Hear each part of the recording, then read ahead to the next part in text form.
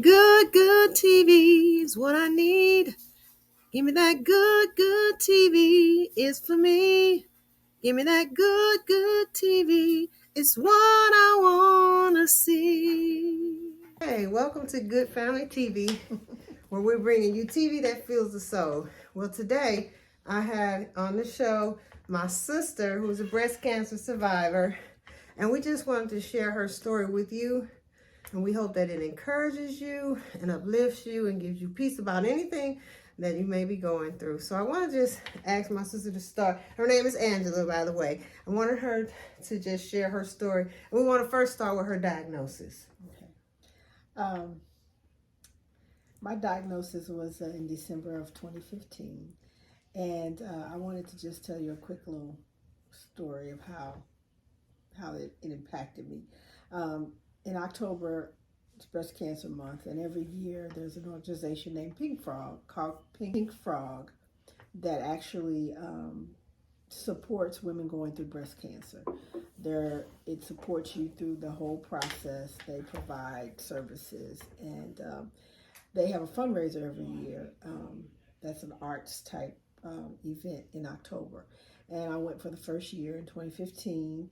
And that's where I learned that breast cancer was very prevalent in younger women, 20s, 30s, and breast cancer was prevalent in men. And also that breast cancer was not always hereditary. It didn't have to run in your family for you to get it. So after that event, I had already had my annual mammogram, which I've done since I was 40, at least 35 or 40 every year. I had my mammogram. This particular year, I had my mammogram around the same time, October, and I got the call that I needed to come back for a second. They saw something. And I had been called before, and it was kind of a cyst, and it was no big deal. But this time, when I went back for the second, they saw something, and they told me that it was something that they needed to look into further. So they did the ultrasound, and it was really interesting because when I had the ultrasound, the nurse immediately said, "Yes, it's breast cancer." It's like she knew that it was cancer. So she said, so they said I had to come back for an MRI. And I guess I was just in shock when they told me that. And I think I was at work when they called me and said, yes, I did in fact have breast cancer. So that was December of 2015. So I went through the process, and St. Joe's is where I had done most of my treatment and most of my breast exams for the last however long. They called me in to start the process. And it moved very quickly, surprisingly, even though it was during the holiday, because it was Christmas time. Mm-hmm. So I was told the diagnosis around mid-December. I spent time with my daughters. I finally told them. First person I told, of course, was my sister, and she was amazing. She was there from the beginning. I remember she came to the house and she spent the night with me. She held me. We cried, and she just said it was going to be okay. And that's kind of how, the diagnosis came. What was the diagnosis? Just for women who are over 40. Yeah. So I was 52. Mm-hmm. Both. That was all hormone driven. Right. So I was HER2 positive. Yeah. And hormone positive, which is one of the most aggressive types of breast cancer. Because it's all hormone driven. And 10 years prior to my diagnosis, it was one that would kill. A lot of women died from it. So But with my diagnosis, with it being that, and now with the research, they had come up with a special cocktail, which is what they called it, a cocktail in addition to treatment that would pretty much help cure it or help knock it completely out. Mm-hmm. So although I had stage 2 HER2 positive breast cancer, with this new uh, drug, Mm-hmm. it was very much cured. Probability of being cured was in the high 80s, 90s percentile. So my doctor was very confident that I would pull through Mm-hmm. without problem. Mm-hmm. Um, I think the hardest part was when they said that the mass was in my right breast and that they couldn't really tell whether it was in my lymph nodes and how big it was, but they thought it was about the size of what was it, the size of a pea, or bigger, but about 2 to 3 centimeters. And that they didn't know, whether it had spread. But they did know based on the fact that it was HER2 positive and it was an aggressive type of cancer that I would be required to have chemotherapy and radiation. And I think that's what hit me the hardest was the chemotherapy and the fact that I would lose my hair. And just, you hear chemo, you think the worst. So I think that was the hardest part for me. But my sister and my stepmom were there with me the whole time, and they walked that journey with me along with my daughters. Right. So I had the full support of my family. I don't know how I would have made it without that.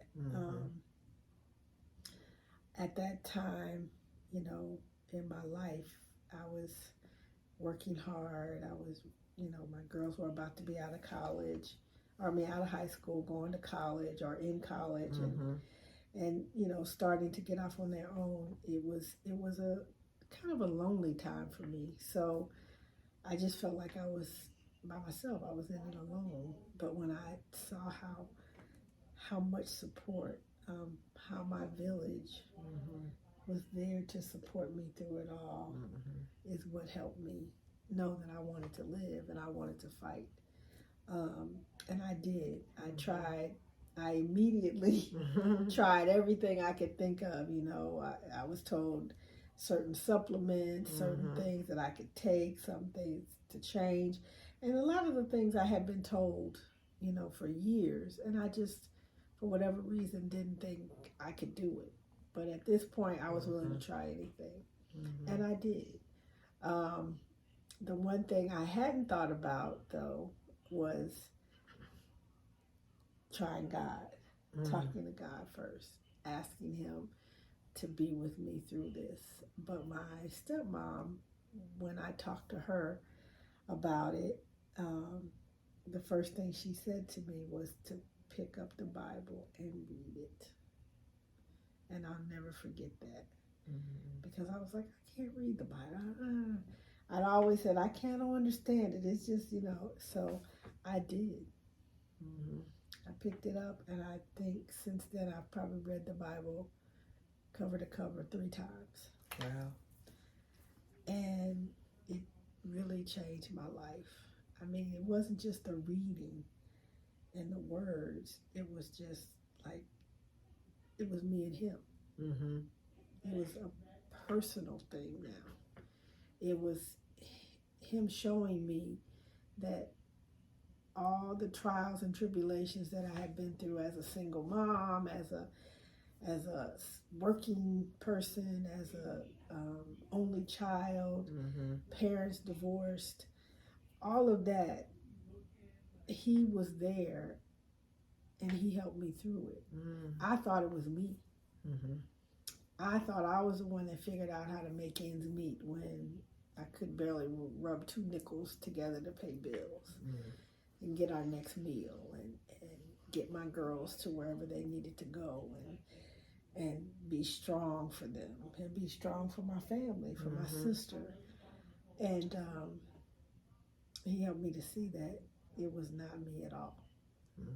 And I realized during this journey that there was nothing I could do. There was no supplement, there was no quick fix, there was no chemotherapy, there was nothing that could get me through what I was about to go through without him. Without him.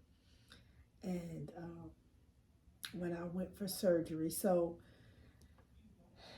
the cancer I had required me to have surgery first, because they wanted to see, just how big and how aggressive it really had progressed.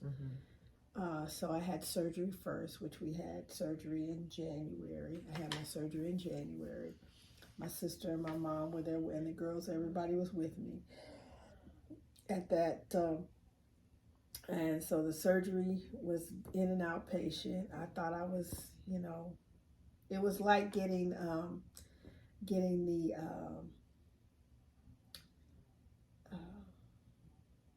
not the mammogram, but when they aspirate a cyst or something, when they did the biopsy, that's what the surgery kind of felt like. Again, was another biopsy, but they went in and they found, they pulled out the cancer that they saw, and the healing process began, which was interesting because my skin, I had some reactions.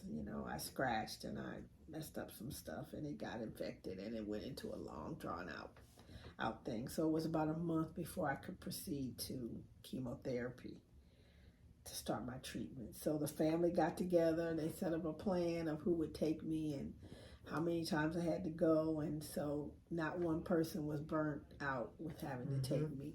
So the plan worked. Somebody took me every time for my treatment every 3 weeks. They brought me home, made sure I was okay.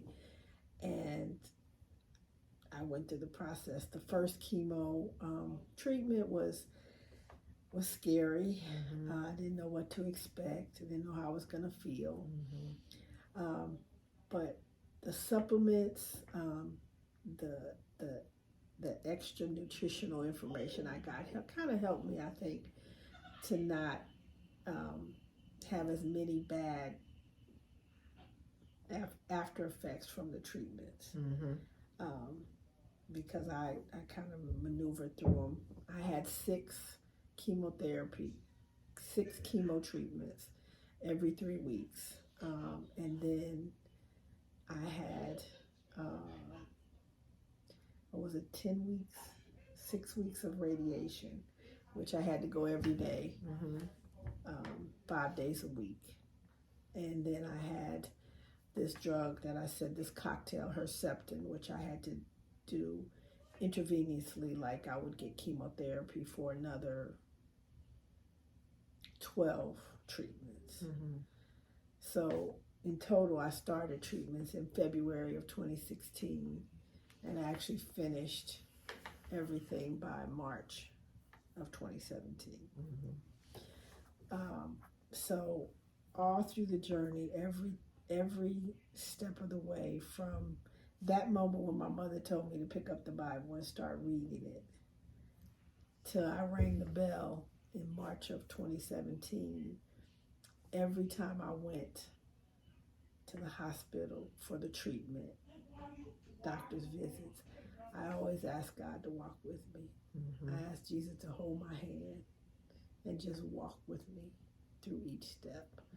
My family was there. My sister was there. My girls were there. But I always asked him to walk with me. And I had never done that before. And it was amazing how he was with me. So the loneliness that I felt, it wasn't the same. Because I knew he was there with me. Right. Even when nobody else was, he was right there with me. And he was the only one that could see me through. So that was, to me, that was just amazing. Mm-hmm. Yeah. Things in particular, like the wound care. I remember you had the wound care that was after the surgery, and you had to pack. We had to pack the wound where they did the surgery, and some of the side effects of the medicine that you remember. You kind of got a little mean, and I was like, "Do you remember that?" Yeah. And the nurse said, "Oh, no, you have to look over there. You have to look over that. That's chemo brain." Mm-hmm. And I was like, "Oh my God, chemo brain." And one of her friends got really upset. And then, but after I spoke to the nurse, I spoke to the nurse, and the nurse was like, "No, this is a part of it." And I watched how the nurses just, she would say things to the nurse, and I was like, the nurse didn't get upset, but they were used to this. Mm-hmm. So it wasn't like a big deal. But do you remember? I remember. Remember that? I think it was, she was having problems. She was having problems starting the chemo, and she did something, trying to get it in the port, and she said something or did something. And I just went off. I remember, and I went off, and I snapped at her, and I snapped at everybody, and I was like, and I think that was, I don't know if it was halfway in or almost done or where I was in the process, but we were told that through the process, each time you got the treatment, it was more. Even though the dosage was the same, or the impact was building. Right. It wasn't just like it was each time you went, that was it. It was building, right? And as it was building in my system, right, the things started to show up more. Effects, right? The effects started to show up. Those type of effects, and I didn't have. I had, they have it down to a science now, and I'm sure it's getting even better. But the doctors, the oncologists, they know, research has told them exactly what things to give the patient to stop nausea, to stop, constipation, to stop a lot of the things that happens when you're taking chemotherapy. They know when your hair is going to fall out. They know when your hair is going to start growing back in. So they tell you all of this as you're going through the process. I had 3 doctors. I had a surgical oncologist. I had a radiation oncologist. And then I had my main oncologist, the one who actually monitored what meds I got and the chemotherapy, and kind of has been my doctor since through the whole process. But my surgical oncologist was the first person we met because they did the surgery. And when things started to go awry with my, as she was saying, with my incision, and I had to wind up getting wound care where, they kind of had to pack it to get it to heal. And I had to go back into my surgical oncologist a couple of times with, blisters, and it opened back up, and things like that, and what bras to wear, what types of coverings to use, right? Because if you don't ask, sometimes they don't tell you this stuff. So finding out, what type of support you need after, because it all depends on, I had a lumpectomy, and I didn't mention that before. I had a lumpectomy on my right breast. So that was really, I won't say non-invasive, but it wasn't, it was just an incision. But because of where my cancer was, which was further back in my chest, against my chest wall, harder to get to, harder to see, the incision is kind of toward the back or the midset right here, and that's an area where you do a lot of movement, and things can happen. So the infection happened, not really the infection, but the opening of the wound, which required extra care to get it to close and heal. And you opted out because there was also an option on the table for a double mastectomy, but you opted out. We discussed it as a family, and we prayed about it. And we prayed, and the doctor said that sometimes you know, getting a total mastectomy is not right for For everybody, everybody, because right. it's a trauma to the body, and if Mm-hmm. they don't have, they will tell you whether you should or not, but they let you ultimately make the decision. And they Right. told me that I didn't need to, and so I guess that was a relief, because I did get to keep my boobs. Um, Although, you still have to have a mammogram every year, and you still kind of have to go through the process. And then there was the question of, well, is it going to come in the other one? Did I make the right decision? All of that. But at the end of the day, we talked about it as a family. We talked to the doctors. They were encouraging, and made the decision not to do it. So I had a lumpectomy. Yeah. Um, And then I just want to talk about sitting on the other side, which is not necessarily the patient, but like patient care. That's huge. Just people seeing their loved one go through things. It may be a child that has to go through something with their mom, or the mom, vice versa, has to go through something with the child, or husband and wife, or whatever the case may be. Jesus was walking with you. You asked him to walk with you. And that's the same, we was praying the same prayers, ironically, because I was saying the same thing. I was like, Lord, I can't do it without you. This is my sister. I mean, I got to have you. I know you can do all things. You know what I mean? I know you can do all things. And I know that you know what we are in need of. And you said you'll meet us at our point of need. So I was already convinced of this is when your faith is really tested. And they're saying, hey, you say you believe in me. Come on now. So walking through it on this side, you have to ask for the strength and the grace of God to be with you also through the entire thing. So he's just like surrounding everybody that are a part of what you were going through. Yeah. So we had the wound care, and then the appetite. I remember I cooked you some chili one day, and you was like, what kind of seasoning did you put in this chili? I was like, chili powder. And you was like, this is not right. So that whole thing with your taste buds changing. I think that was it for me, because the chemo, I didn't have as many side effects. The first time they gave you a whole regimen to do every time you had chemo. My doctor told me, there's a 3-week between. The first week you'd be fine. The second week you'd start to feel it.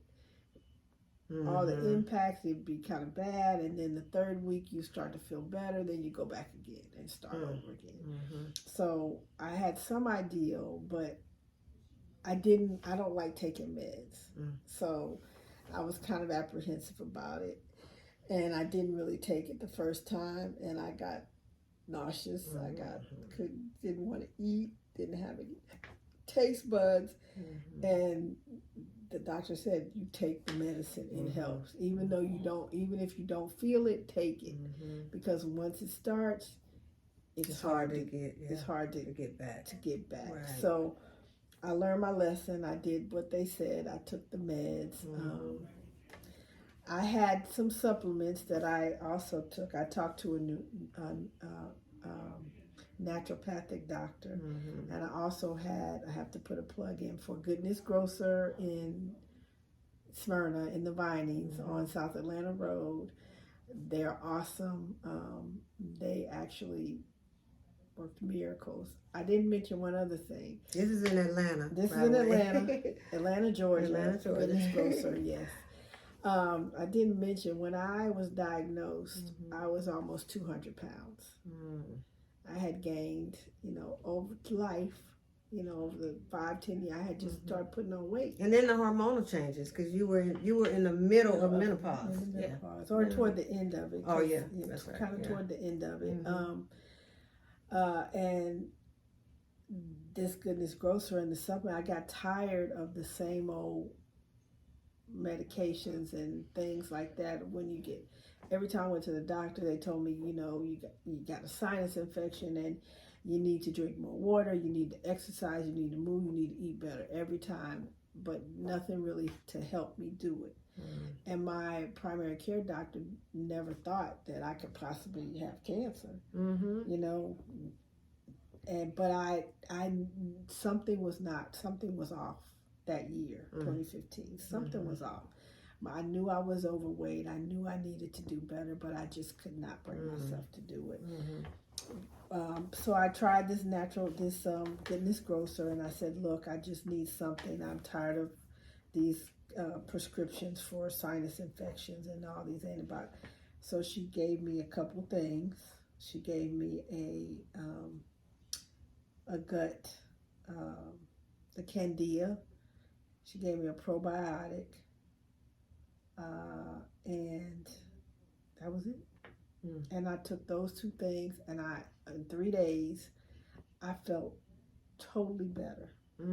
I didn't even take the antibiotic for my sinus, what they said was a sinus infection, and I felt so much better that I didn't want to put the same old foods. I didn't know what to eat. So I went back, and she went over, reviewed everything, and told me what I should eat.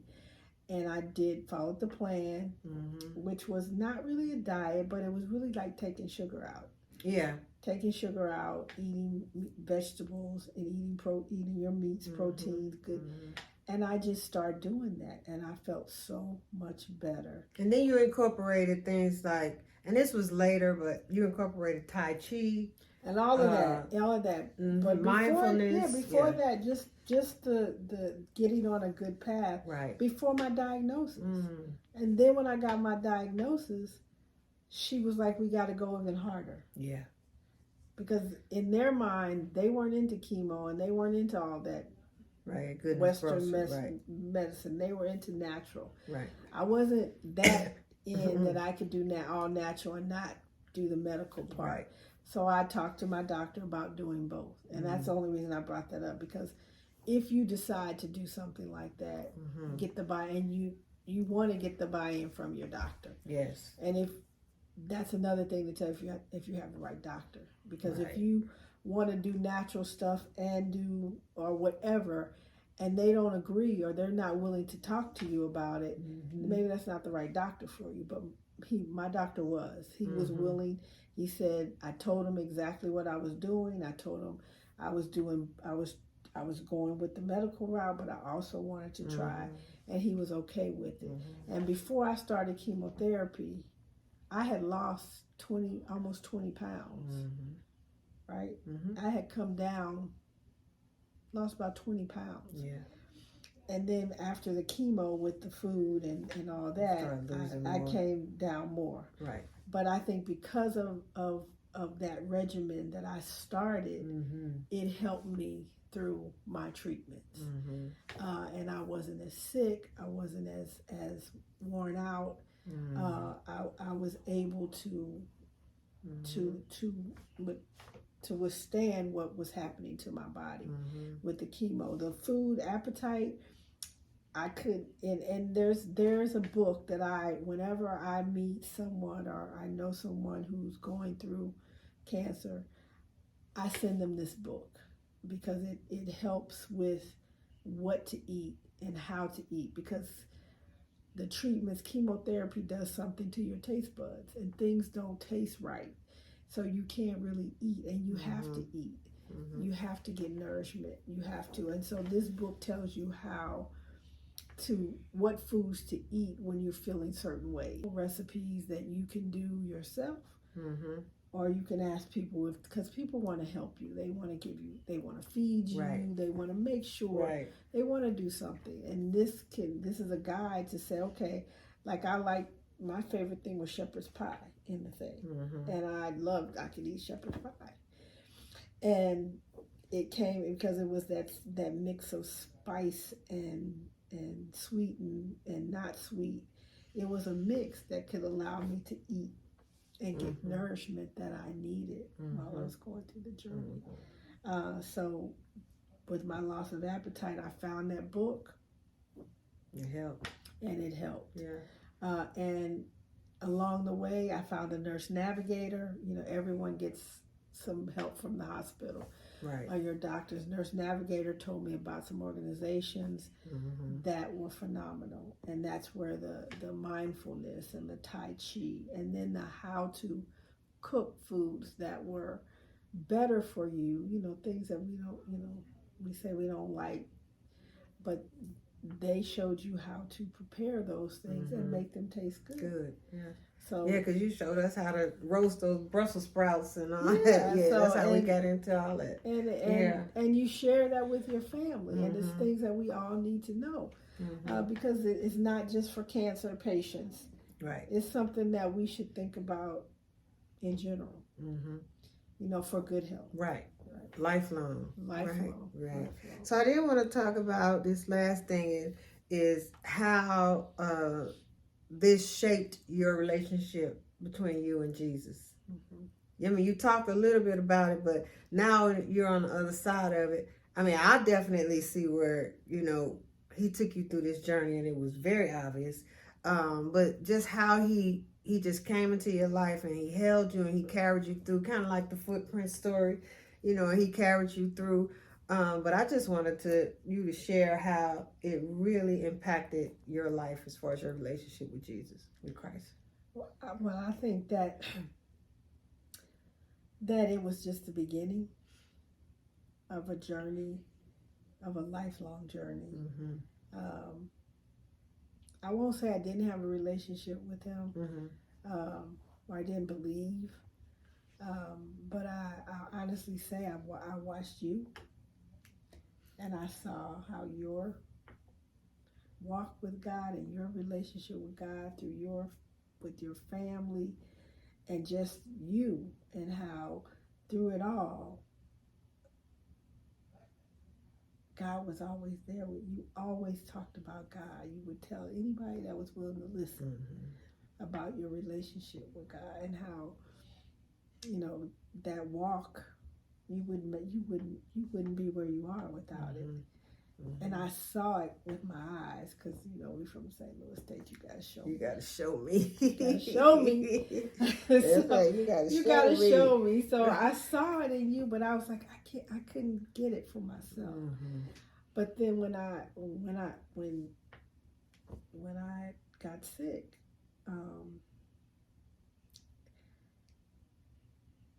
that opening up the book and reading it, that what Mama said about that really changed my life. And now, I mean, I started reading. And even if I didn't read a lot, I just picked the book up.